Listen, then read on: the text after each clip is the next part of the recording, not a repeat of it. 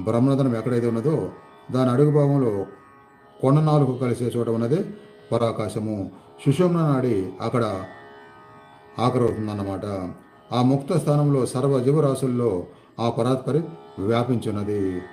ఈ పరాకాశానికి సుమేరు శృంగ అని కూడా అంటారు. అందుకే ఆ పరాకాశంలో ఎండయ్య దగ్గర కేసరి ముద్ర చేసినప్పుడు అమ్మవారి అనుగ్రహంతో అమృతం దారలు చుక్కలుగా పడతాయి అన్నమాట. అది సేవించినప్పుడు ఇక గొప్ప తేజస్సు, గొప్ప జీవనము కలగడం మొదలవుతాయి. ఆ కేసరి ముద్ర అనేది కూడా క్రియాయోగంలో నేర్చుకోవడం ఉంటుంది. ఫైనల్ స్టేజ్గా దీక్ష తీసుకున్నప్పుడు